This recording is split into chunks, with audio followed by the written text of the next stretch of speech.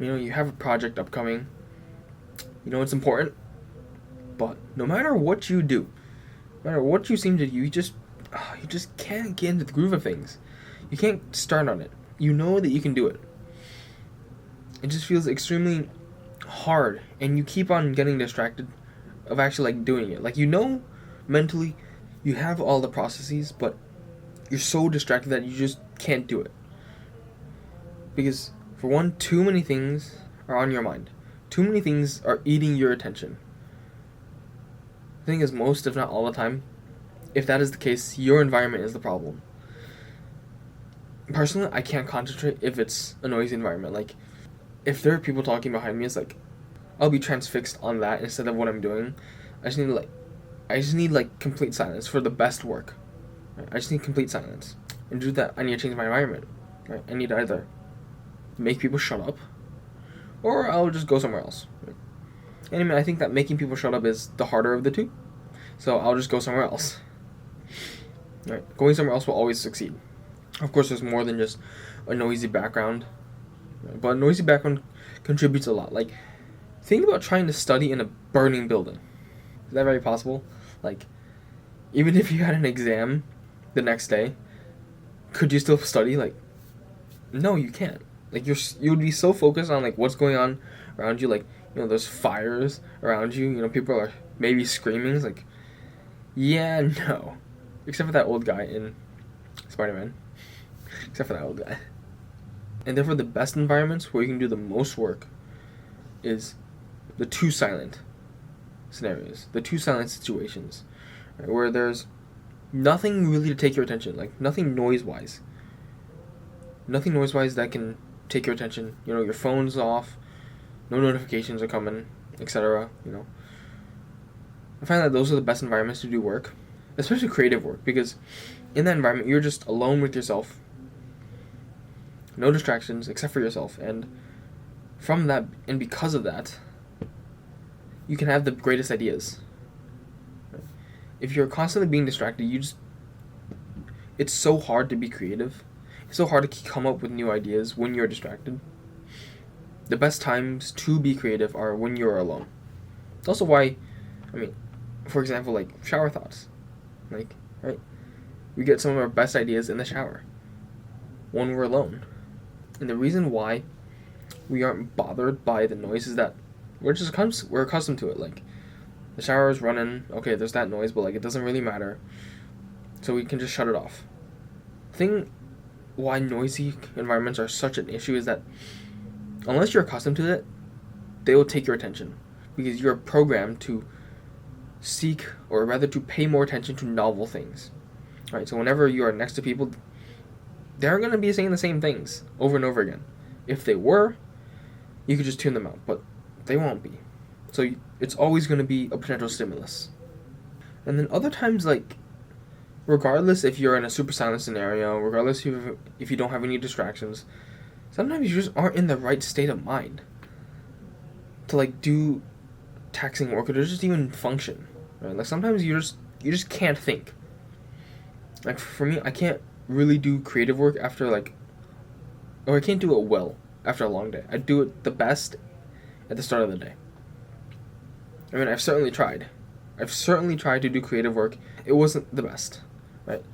The result, or the product that I needed to do, took way more energy and time than, say, when I'm in a favorable state.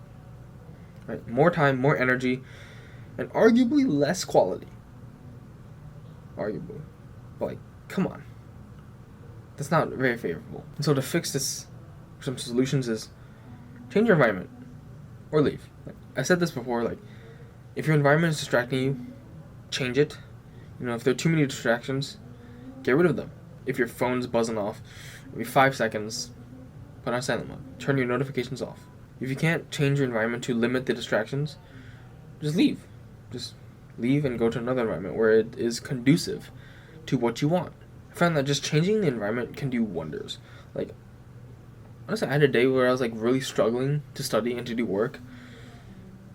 I think it was either my roommate talking to himself or talking to a friend. And I found myself just focusing more and more on his words than my own task. Like I was just like shifting between my task and then his words, and my task and then his words. It was just really distracting. And it was definitely because it was novel, right? Like he usually doesn't do that, and therefore like my brain was just not used to like censoring it out. I didn't do much, and fortunately it wasn't like too long. And when he left, I could really feel myself just being able to concentrate more. I did my work. I just felt like I could do it now.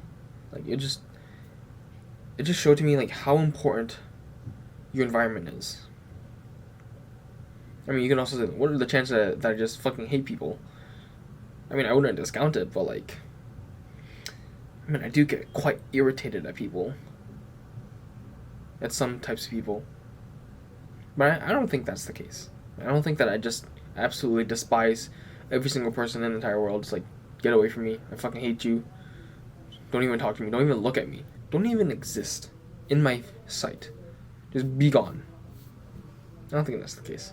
Another is just taking a break. This is when you're not in a state of mind to really function. Like when you're not in a favorable state. Take a restful break. Not just one scrolling on Instagram, TikTok, YouTube, whatever. Take a break from electronics. Go on a walk. Talk with some friends. Read. Do something that is different from being on a screen. Because every time you're on a screen, you're being stimulated. Right? What you want to do with your break is to de-stimulate yourself. Basically debrief, deload your mind. Also your physical body, right? Because your physical body ties into your mind. The two are interconnected. You can't separate your physical body from your mind.